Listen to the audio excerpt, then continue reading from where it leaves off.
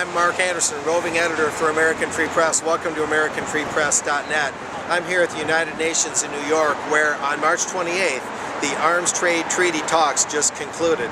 And as noted in another report on this website, those talks ran into a fairly major roadblock, and the much hoped for unanimous consensus was upset by Syria, Iran, and North Korea, among other nations that the other media are not reporting, and that includes Russia as well as India. Those were the major dissenters.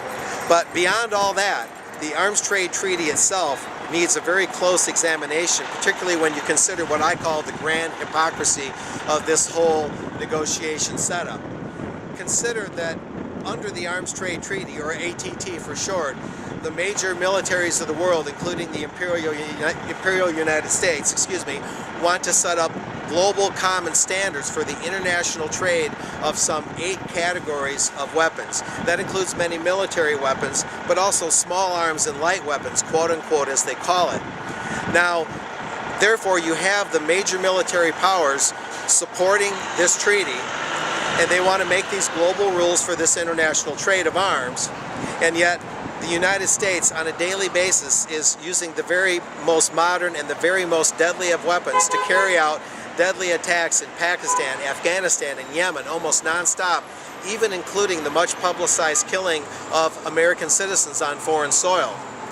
Now, drones, weaponized drones of depleted uranium may or may not be covered under the treaty, but that's really besides the point when you look at the big picture, because the real hypocrisy is that the major nations using these weapons want to call the shots and want to establish these norms, and so-called minority nations feel they don't have much say-so in all of this. So are we really making progress toward peace and humanitarianism in the world when we legitimize perpetual war and ongoing occupations such as Israel and Palestine, and we give that the official stamp of approval, and we're only worried under the treaty about when illicit arms are diverted to illicit end users, as the treaty's own language states? Just who is an illicit end user? Just who is an illicit arms user? The real illicit use of arms comes in the form of perpetual war itself, as practiced by the very nations that are trying to forge this treaty and create these global arms trading standards. And so this is something to seriously think about if we're really serious about stopping perpetual war, about creating a more humane world, about ending all the suffering that's going on, largely due to the military and foreign policies of the West, particularly America.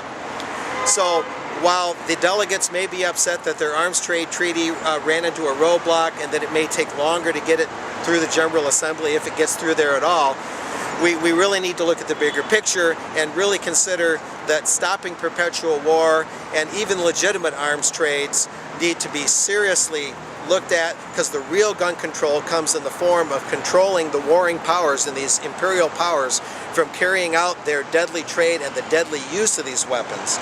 So let's not legitimize perpetual war with an arms trade treaty that protects the big powers and describes illicit uses and illicit channels for arms, when the real illicit thing comes in the very form of this perpetual war as practiced by the West and its allies.